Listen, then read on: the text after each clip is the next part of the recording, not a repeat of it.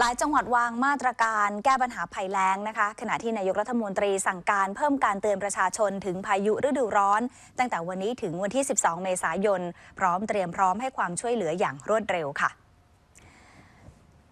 พลตรีสรรเสริญแก้วกำเนิดรองโฆษกประจำสำนักนายกรัฐมนตรีเปิดเผยว่าพลเอกประยุทธ์จันทร์โอชานายกรัฐมนตรีกำชับให้หน่วยงานราชการเพิ่มความถี่ออกประกาศเตือนประชาชนเรื่องพายุฤดูร้อนต่อเนื่องไปถึงวันที่ 12 เมษายนและสั่งการให้ทุกหน่วยงานที่รับผิดชอบเตรียมพร้อมเพื่อช่วยเหลือประชาชน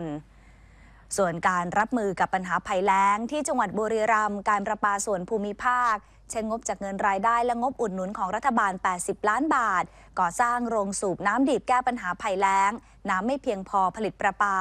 และรองรับยอดผู้ใช้น้ำที่เพิ่มขึ้นทุกปีโดยโรงสูบน้ำแห่งใหม่จะสูบน้ำดิบได้วันละ 36,000 ลูกบาศก์เมตรขณะที่ยอดผู้ใช้น้ำในเขตอำเภอเมืองและห้วยราชอยู่ที่ 27,300 ครัวเรือนปริมาณใช้น้ำเฉลี่ยวันละกว่า 28,000 ลูกบาศก์เมตรเพิ่มขึ้นจากช่วงปกติกว่า 3,000 ลูกบาศก์เมตร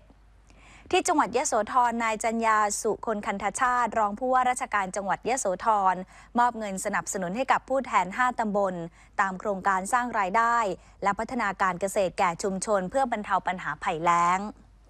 ปิดท้ายที่จังหวัดเลยลงนามความตกลงขอรับเงินอุดหนุนโครงการสร้างรายได้และพัฒนาการเกษตรแก่ชุมชนเพื่อบรรเทาปัญหาภัยแล้งให้เกษตรกร 12 อำเภอระหว่างเกษตรจังหวัดเลยในฐานะผู้แทนกรมส่งเสริมการเกษตรกับประธานและคณะกรรมการศูนย์บริการและถ่ายทอดเทคโนโลยีประจำตำบลที่ได้รับอนุมัติโครงการเพื่อให้ศูนย์บริการและถ่ายทอดเทคโนโลยีการเกษตรประจำตำบลนำไปดำเนินการช่วยเหลือเกษตรกรในพื้นที่แล้งซ้ำซากให้มีรายได้ในช่วงหน้าแล้ง